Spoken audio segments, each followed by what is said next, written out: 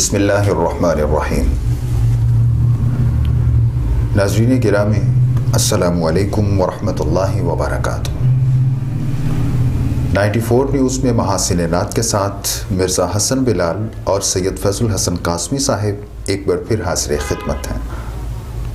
آج کے پروگرام کا آغاز واصف علی واصف صاحب کے ایک کلام کے کچھ اشعار سے کرنا چاہوں گا۔ وہ کیا خوبصورت لکھتے ہیں: من رانی کا مدعا چہرہ، من رانی کا مدعا چہرہ، صورت حق کا آئینہ چہرہ، سرمگی چشم آیا مازاغ، زلف واللیل والضحیٰ چہرہ۔ عالم خواب میں حقیقت ہے، عالم خواب میں حقیقت ہے، آپ کا چہرہ، آپ کا چہرہ۔ مصطفیٰ آنکھ ہو خدا صورت، ہو خدا آنکھ مصطفیٰ چہرہ، ہو خدا آنکھ مصطفیٰ چہرہ۔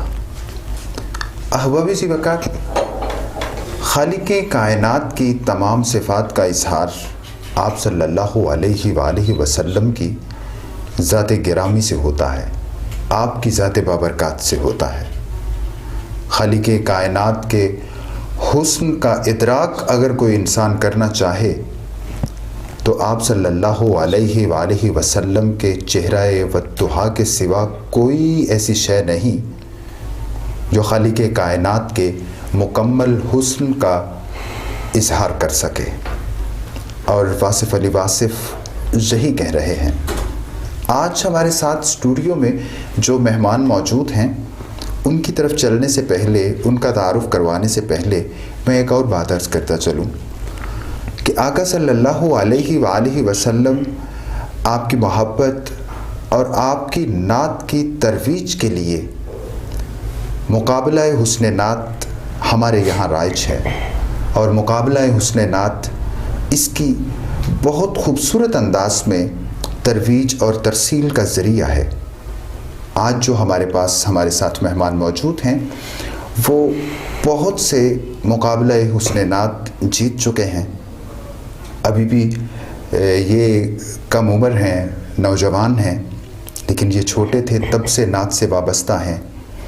تحصیل کی سطح پر انہوں نے مقابلہ حسن نعت جیتے، پھر اس کے بعد ضلعی سطح پر بھی انہوں نے مقابلہ حسن نعت جو ہیں وہ جیتے، ضلع سے اوپر اٹھے تو پھر ان کی پہچان ڈویژن لیول پر جو اسکول اور کالجز تھے ان میں مقابلہ حسن نعت میں پہلے نمبر پر آنے والے نوجوان کی ہو گئی۔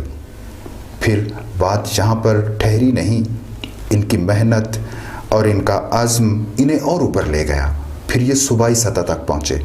انہوں نے صوبہ بھر میں مقابلہ حسن نعت میں پہلی پوزیشن حاصل کی۔ محمد فرحان غنی آج ہمارے ساتھ موجود ہیں، ہم انہیں اپنے اسٹوڈیو میں خوش آمدید جی بہت شکریہ۔ فرحان صاحب، سے پہلے تو آپ کے مشکور ہیں کہ آپ 94 نیوز پہ تشریف لائے، اور 94 کی طرف سے ہم آپ کو سیلیوٹ بھی پیش کرتے ہیں، کیونکہ آپ ہمارے علاقہ کا جو ہے نام جو پورے پنجاب کے اندر آپ نے روشن کیا ہے، تو مالک آپ کی توفیقات میں اضافہ فرمائے۔ تو ہماری طرف سے ایک سیلیوٹ، ایک کریڈٹ جو ہے وہ 94 نیوز کے اسٹوڈیو سے آج آپ کو ہم پیش کر رہے ہیں۔ تو کیسا لگا آپ کو یہ اتنا بڑا اعزاز حاصل کر کے؟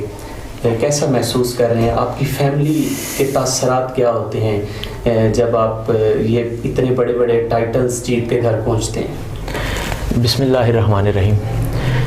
بہت اچھا لگا آ کر 94 نیوز پر۔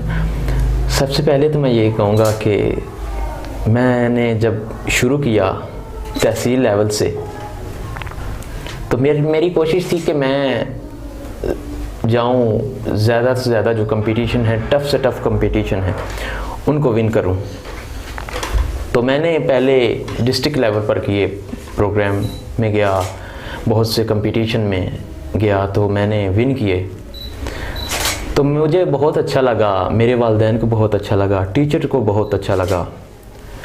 تو میں پہلے جب اسکول میں تھا سیکنڈری سطح پر میں نے پہلے ون کرتا رہا کمپٹیشن.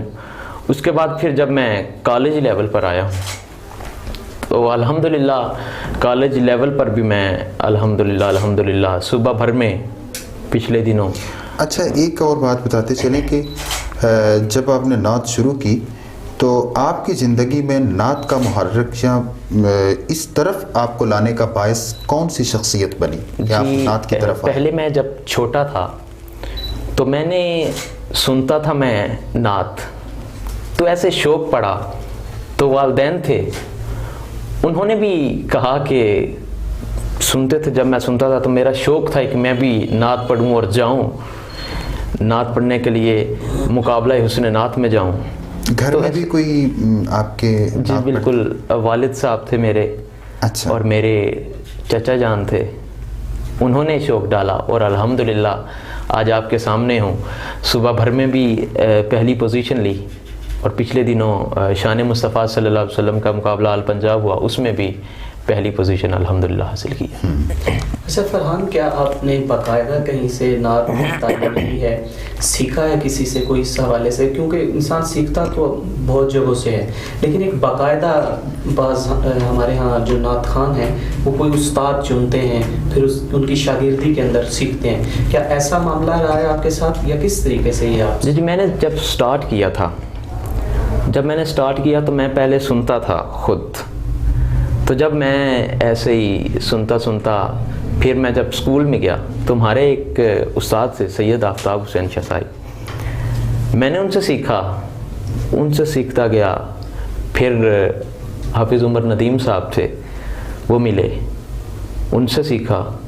اسی کے ساتھ پھر انہوں نے مجھے کہا کہ سید زبیب مسعود شاہ صاحب کی سیکھیں، ان کی نقل کریں. میں نے پھر ان کی نقل کی اور ایسے ہی پڑھتا پھر آگے چلا گیا. کچھ یاد پڑتا ہے کہ سب سے پہلا مقابلہ جس میں آپ نے حصہ لیا تھا وہ کہاں ہوا تھا اور اس میں آپ نے کون سا کلام پڑھا تھا؟ جی مجھے یاد ہے، میں جب چھوٹا تھا تو میرا پہلا مقابلہ تھا پرائمری سطح پر. میں گیا تھا گورنمنٹ ہائی اسکول ملک وال میں، میرا پہلا مقابلہ حسن نعت تھا اور 3 کلام تھے. پنجاب یوتھ فیسٹیول ہو رہے تھے تو اس میں 3 کلام تھے، وہ خود ہی چن کے انہیں یاد کرنا تھا اور قرآن اندازی میں جو ان میں سلیکٹ ہونا ہے اسے پڑھنا تھا. میں نے وہ بھی مقابلہ الحمدللہ ون کیا اور میری جو پہلا وہ مقابلہ تھا اس میں جو کلام سلیکٹ ہوا تھا وہ مولانا ظفر علی خان صاحب کا کلام تھا، دل جس سے زندہ ہے وہ تمنا تم ہی تو ہو، ہم جس میں بس رہے ہیں وہ دنیا تم ہی تو ہو. اچھا پہلا مقابلہ جو تھا وہ بھی مطلب جب آپ اسکول میں تھے وہیں سے آپ نے جیتا؟ اسکول کے باہر عموماً مقابلہ جات مطلب پرائیویٹ ہوتے ہیں، کبھی ایسا بھی اتفاق ہوا اس سے پہلے کسی ایسے مقابلے میں بھی آپ نے حصہ لیا؟ جی میں جب بچپن میں تھا تو اسٹارٹ جب کیا اس کے بعد پرائیویٹ بھی میں گیا الحمدللہ. آستانہ علیہ ڈیرہ حضرت میاں صاحب میں گیا اور الحمدللہ 4 مرتبہ میں نے ایوارڈ خود حاصل کیا ہے الحمدللہ. 4 مرتبہ میں نے خود. پہلی مرتبہ جب میں گیا میں چھوٹا تھا تو مجھے رولز نہیں تھے پتہ، میں لیٹ پہنچا وہاں پر تو میری کلام میں نے بہت اچھا پڑھا تو 4 پوزیشنیں تھی تو 4تھی پوزیشن مجھے ملی. اس کے بعد پھر میں نے کوشش کی کہ وہی جو کلام ہے اسے پھر آ کر پڑھوں. میں نے پھر وہ کلام پڑھا، پھر الحمدللہ مجھے 2nd پوزیشن ملی. پھر میں گیا، میں نے روٹین یہی رکھی، میں وہاں پر جاتا رہا جب تک میں سکول میں رہا، میں جاتا رہا سیکنڈری سطح پر. تو میں نے اگلی بار جب گیا تو میں نے وہاں پر 3rd پوزیشن حاصل کی. اس سے اگلی بار جب میں کیا تو میری پہلی پوزیشن وہاں پہ آئی. اچھا صاحب یہ مقابلہ حسن نعت جو ہیں اسے بچوں کی حوصلہ افزائی بہت زیادہ کر رہے ہیں. ان کی بات سے یہی پتہ چلتا ہے کہ جب یہ ایک بار گئے یہ جیت نہیں پائے، پھر انہوں نے مزید کوشش کی اور پھر دوبارہ پھر گئے. ان کی ثابت قدمی، ان کی استقامت اور پھر ادھر سے مطلب کوئی بھی مقابلہ حسن نعت ہو تو وہ ایک مہمیز کا کام کرتا ہے نعت کو سیکھنے کے لیے.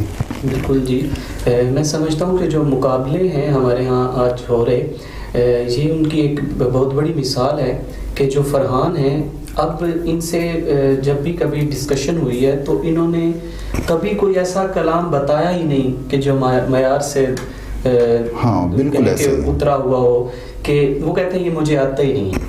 یعنی یہ محافل کے اندر پڑھنے والے ثنا خان نہیں ہیں جو ہمارے یہاں عموماً بالکل صحیح. یہ مقابلوں میں جاتے ہیں تو ان کے پاس اچھے سے اچھے شاعر کا لکھا ہوا کلام ہے اور اچھے سلجھے ہوئے سروں کے اندر پڑھنے والے کلام ان کے پاس موجود ہیں. تو میں سمجھتا ہوں کہ یہی فائدہ ہمیں ان مقابلوں سے لینا بھی چاہیے تھا کہ ہمیں آداب سمجھ آ جائیں، کلام کی سلیکشن سمجھ آ جائے، سروں کے یعنی ان کے اندر بھی چونکہ خاندان ہیں سروں کے بھی کہ بالکل صحیح لیول کا کس معیار کا سر ہے، کیا یہ نعت کے لیے موضوع بھی ہے یا نہیں. تو یہ چیزیں بہت اچھے سے ہمارے مقابلوں کے اندر ہو رہی ہیں اور معذرت کے ساتھ کہ ہمارے وہ محافل کے اندر وہ ماحول نہیں ہوتا. تو میں سمجھتا ہوں کہ وہاں سیکھنے کا عمل جو ہے وہ کم ہے، مقابلوں کے اندر چونکہ سیکھا جا رہا ہے. اور جو محافل ہے ان کو ہم ایز اے انٹرٹینمنٹ اب وہ ایک بن گئی ہے، یعنی ہم اس میں محظوظ تو ہو رہے ہوتے ہیں لیکن سیکھ کچھ نہیں رہے ہوتے. یہ ایک میرا اپنا ذاتی اس حوالے سے. آپ نے بڑی خوبصورت بات کی اور ہے بھی ایسا ہی. لیکن شاہ صاحب کیا کبھی آپ نے غور کیا کہ یہ کس مقام پر آ کر ہم معیار سے گرتے ہیں اور پھر غیر معیاری کلام جو ہے، مطلب مقابلہ جات میں ہم نعت کو سیکھتے ہیں، ایک معیاری نعت، انتخاب کلام بہت خوبصورت، ادائیگی اچھی، ان سب چیزوں پر غور کرتے ہیں، سیکھتے ہیں. لیکن جب ہم دوسری طرف جاتے ہیں، محافل میں آتے ہیں، تو پھر معیار بھی پس پشت ڈال دیتے ہیں. انتخاب کلام جو ہے وہ بھی ہمارا کوئی معیاری نہیں ہوتا. تو اس کی کیا سمجھتے ہیں؟ اصل چیز ہے پریارٹیز کے حوالے سے کہ جب آپ محافل میں جا رہے ہوتے ہیں نا، آپ کا فوکس وہ جو پبلک آئی ہوئی ہوتی ہے ان کو محظوظ کرنا ہوتا ہے کہ یہ پبلک کیسے میں نے خوش کرنی ہے، میں ایسا کوئی کلام پڑھوں کہ یہ خوش ہو جائیں. یہ وہ جیسے آج جتنا وہ تیز دور ہو گیا، وقت کی کمی ہے لوگوں کو، ہر چیز کے اندر نا تھوڑے وقت میں زیادہ لطف لینے کی کوشش کی جا رہی ہوتی ہے. تو محافل کا بھی کوئی انداز ہو گیا کہ ہمیں محنت نہ کرنی پڑے، کچھ تھوڑے سے لمحے میں ہم بہت اچھی جو ہے نا ایک انٹرٹینمنٹ سی مل جائے اور پھر یہ بھی اٹیچ ہو کہ یہ ذکر ہے اور اس کا ثواب بھی ملنا ہے. اچھا میں یہاں چونکہ میں نقابت سے وابستہ ہوں، نظامت سے، تو اپنا ایک بات ضرور کرنا چاہوں گا. عزیز وقار استاذ گرامی پروفیسر مرزا عارف نعیم صاحب رحمۃ اللہ علیہ جو تھے، ان سے ایک دن ان کے پاس ہم بیٹھے ہوئے تھے، ان سے کچھ بات چیت چل رہی تھی، تو انہوں نے مجھے کہا کہ آپ نے حسن ایک بات کا خیال رکھنا ہے، آپ جب بھی مائک پہ آئیں، آپ کچھ بھی بولیں، جو بھی آپ کی زبان سے نکلے، ایک تو آپ کو اس کے مفہوم کا علم ہونا چاہیے. آپ یہ سمجھیں کہ جو آپ بولنے لگے ہیں وہ آپ کو لوگوں کو سمجھانا ہے، اس پر آپ کی گرفت ایسے ہو کہ آپ سمجھا پائیں. اگر خود سمجھیں گے تو ہی سمجھائیں. پھر انہوں نے مجھے کہا کہ آج ایک رواج ایک چیز پا گئی ہے کہ لوگوں کو سامنے جو ہمارے مجمع ہوتا ہے اس کو دیکھتے ہوئے ہم گفتگو کے دوران وہ باتیں کرنے لگتے ہیں جو بالکل وہ کہہ رہے تھے کہ گری پڑی باتیں ہوتی ہیں. ہم بالکل نہیں سوچتے کہ یہ محفل نعت ہے، کریم آقا صلی اللہ علیہ وآلہ وسلم کی صفت و ثنا ہو رہی ہے، اس کے کچھ ادب آداب ہیں. تو ہم صرف اس لیے کہ وہ لوگ سامنے والے خوش ہوں، ان کی خوشی کو دیکھتے ہوئے ہم وہ کر جاتے ہیں. اس سے انہوں نے مجھے بڑی سختی سے منع کیا تھا کہ آپ نے اس سے گریز کرنا ہے. اور یہاں ایک اور بات بھی صاحبزادہ تسلیم صابری صاحب کی ایک بات بھی میں یہاں کوٹ کرنا چاہوں گا کہ ایک بار ایک محفل میں بیٹھے تھے، میں انہیں سن رہا تھا، تو وہ کلام پڑھ رہے تھے، سامنے سے لوگوں نے کوئی واہ واہ نہیں کی، سبحان اللہ نہیں کہی. انہوں نے ایک بار بھی کہا کہ سبحان اللہ کہیں، پھر کہا، لیکن لوگوں نے سبحان اللہ نہیں کہی. وہ خاموش ہو گئے. اس کے بعد انہوں نے نہیں کہا، لیکن انہوں نے ایک بات کہی. انہوں نے کہا کہ آپ کو خوش کرنے کے لیے میں اپنے معیار سے نیچے نہیں آ سکتا. جو میں کلام پڑھتا ہوں، جس معیار کا کلام مجھے پسند ہے، جو میں پڑھتا ہوں، اس سے میں نیچے نہیں آؤں گا. بڑی خوبصورت بات کی انہوں نے. میں چاہوں گا اس کے ساتھ آپ نے چونکہ مرزا عارف نعیم صاحب کا ذکر فرمایا اور جیسے فرحان نے اپنے اساتذہ کا بتایا کہ سید آفتاب شاہ صاحب اور حافظ عمر ندیم صاحب. تو میں چاہوں گا کہ ہم آج اپنے 94 نیوز کے اسٹوڈیو سے ان تمام لوگوں کو جو ہمارے قصور کے مرزا عارف نعیم صاحب ہیں, اللہ تعالیٰ ان کے درجات بلند فرمائے, اور جو ہمارے احباب دوسرے ہیں جو ہمارے فرحان کی تربیت کے اندر انہوں نے معاونت کی, اللہ تعالیٰ انہیں زندگیاں ان کی زندگیوں میں برکت دے, اور یہ 94 نیوز کی طرف سے ہم ان کو سلام پیش کرتے ہیں. تو میں فرحان کی طرف بڑھوں گا کہ فرحان اب آپ وہ نعت خان تو نہیں ہیں کہ جس کو کہا جائے کہ ابھی نعت کوئی سنائیں. میں چاہوں گا کہ آپ جو اتنے مقابلہ جات ون کر چکے ہو, ہمارے ان نعت خانوں کے لیے آج ایسی کوئی چیزیں سجیسٹ کریں, ایسے کوئی کلام سجیسٹ کریں, ایسے کوئی سر بتائیں, ایسے کوئی گر بتائیں کہ ان کو فائدہ حاصل ہو کہ یار یہ بندہ صوبے لیول پہ جا کے یہ ون کر کے آتا ہے, ہماری بھی آوازیں اچھی ہیں, ہم بھی کلام اچھے پڑھتے ہیں, لیکن ان کے پاس ایسی کون سی بات ہے کہ یہ ون کر کے آتے ہیں, تاکہ وہ بھی آگے مزید بڑھ سکیں. ان کے لیے کیا کہنا چاہیں گے آپ؟ سب سے پہلے تو شاہ صاحب میں کہوں گا کہ جب بھی آپ نے مقابلہ حسن نعت میں جانا ہے, آپ زیادہ ٹف کلام نہیں پڑھ سکتے. آپ نے پہلے آسان کلام اور اچھے شاعر کا کلام آپ نے سلیکٹ کرنا ہے جو آپ آسانی سے پڑھ سکتے ہیں. جیسے اعلیٰ حضرت کا کلام ہے, محمد اعظم چشتی صاحب کا کلام ہے, آسان سے جو آپ نے آسانی سے پڑھ سکتے ہیں. وہ جیسے کلام ہے, بہت پیارا بھی کلام ہے, اے رسول امی خاتم المرسلین, جیسے اس کی طرز بہت آسان ہے. اے رسول امی خاتم المرسلین, تجھ سا کوئی نہیں, تجھ سا کوئی نہیں. سید نفیس الحسینی صاحب کا کلام ہے جی. اچھا, آپ یہ کہنا چاہ رہے ہیں کہ یہ وہ کلام ہے جو ابتدائی مقابلوں میں ہم جاتے ہیں, ہمارے بچے وہ یہ کلام پڑھیں؟ جی صحیح ہے جی. اگر ہم نے ٹف کمپٹیشن میں جانا ہے, ٹھیک ہے, پھر ہم اعلیٰ حضرت کا کلام ہے جیسے واہ کیا جود و کرم ہے شہ بتا تیرا. اچھا, اے رسول امی کی جو طرز ہے اسے آپ بالکل آسان طرز جو ہے وہ سمجھتے ہیں؟ جی میں آسان سمجھتا ہوں, لیکن بہت سی ایسی اور بھی آوازیں ہیں. سید زبیب مسعود شاہ صاحب ہیں, ان کی آپ نعتیں دیکھیں, بہت آسان طرز سے یہ کلام ہے, لیکن میں نے جو اچھا سمجھا, جو میرے نزدیک آسان ہے, میں یہ سمجھتا ہوں. صحیح.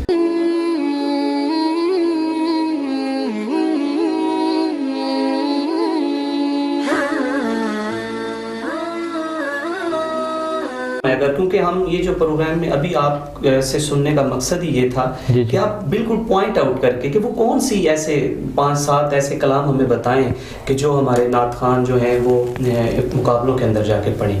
جیسے 2 کا آپ نے ذکر کیا, اے رسول امی خاتم المرسلین, اور دوسرا آپ نے بتایا اعلیٰ حضرت کا واہ کیا جود و کرم. اس کے علاوہ کون سا؟ اگر ہم نے ٹف کمپٹیشن میں جانا ہے, اگر ہم ٹف کمپٹیشن میں جائیں گے تو ہمیں اچھے شاعر کا اچھا کلام سلیکٹ کرنا ہوگا.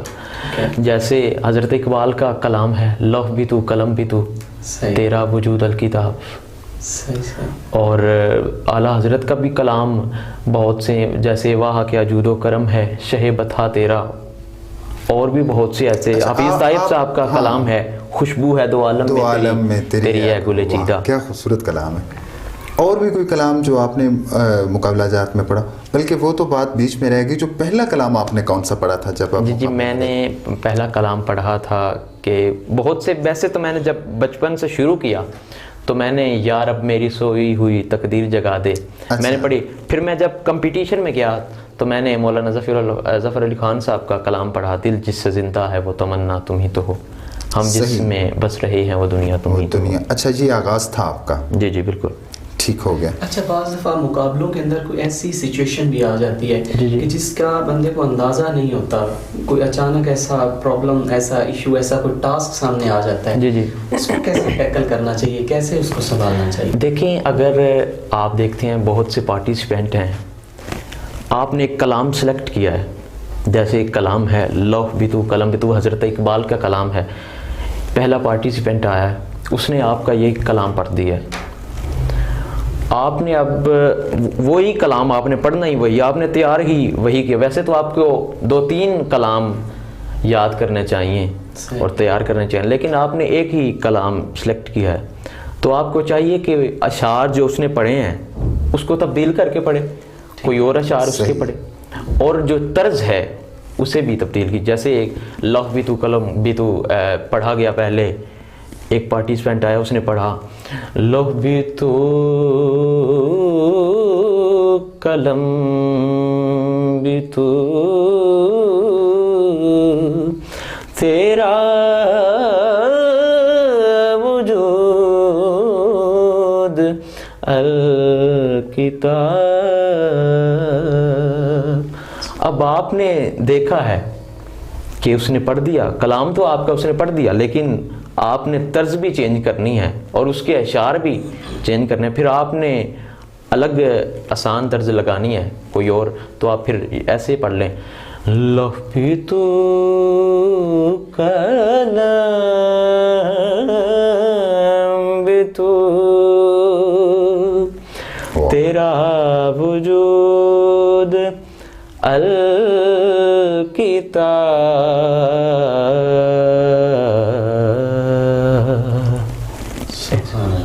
اچھا، جب یہ ابھی جو مقابلہ آپ جیت کے آئے جی صوبائی سطح پر اب گئے تھے، تو آپ نے کتنے کلام اس کے لیے تیار کیے تھے؟ جی میں نے 3 کلام سلیکٹ کیے. پہلا تو میں نے مین جو کلام تھا حضرت اقبال کا، صحیح، اور میں نے دوسرا کلام جو کیا تھا سلیکٹ وہ میں نے کیا تھا اے رسول امی خاتم المرسلین، کیونکہ کلام وہی تیار کرنا چاہیے کہ جس کے آپ کو اشعار زیادہ آتے ہیں. لیکن مثلا ایک پارٹیسپینٹ پہلے آیا ہے، اس نے آپ کے وہی کلام کے اشعار پڑھ دی ہے، آپ کو کلام کے اور اشعار آتے ہیں تو آپ تبدیل کر کے پڑھ سکتے ہیں. صحیح. اور تیسرا کون سا؟ تیسرا جو میرا مین کلام تھا وہ میں نے کلام تو ویسے تو اور بھی میرے کلام تھے بہت زیادہ، تو تیسرا کلام میں نے کیا تھا کہ کاش وہ چہرہ میری آنکھ نے دیکھا ہوتا، مجھ کو تقدیر نے اس دور میں لکھا ہوتا. جی جی. تو میرا خیال ہے ٹائم بھی ہمارے پاس اتنا ہے، میں چاہوں گا ایک کلام جو بھی آپ نے پڑھا اور مقابلہ ون کیا اسی کے 2-3 اشعار سنا دیں ہمیں. لوح بھی تو قلم بھی تو تیرا وجود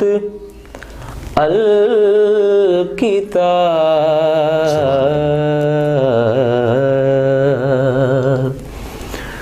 گنبد آبگی نہ رنگ تیرے محیط میں ہوا،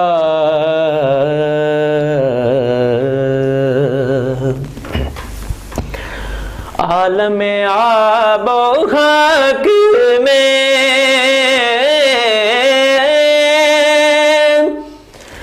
تیرے ظہور سے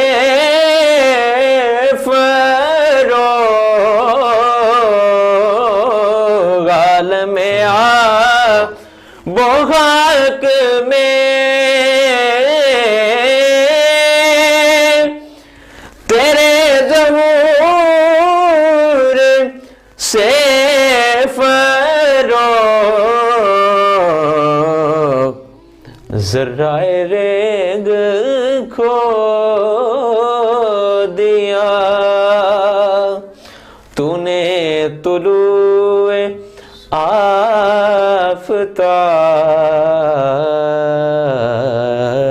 آفتاب، اور تیری نگاہ ناز سے دونوں مراد پا گئے، تیری نگاہ ناز سے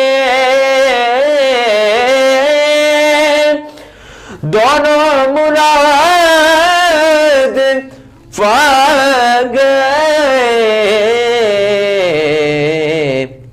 عقل غیاب و جو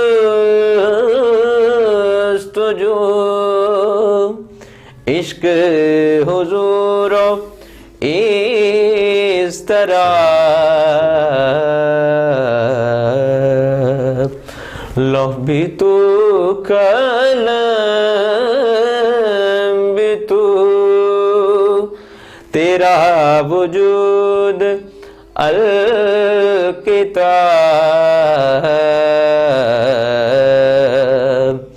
گنبد آبگی نہ رنگ تیرے محیط میں حبا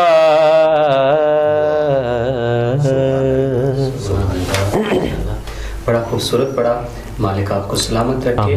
اور مظفر وارسی کے اشعار سے آج کا پروگرام اختتام کو پہنچاتے ہیں. مظفر وارسی کہتے ہیں کہ اے خدا ذات کا اپنی مجھے عرفاں ہو جائے، اے خدا ذات کا اپنی مجھے عرفاں ہو جائے، میری ہر سانس تیرے تابع فرما ہو جائے.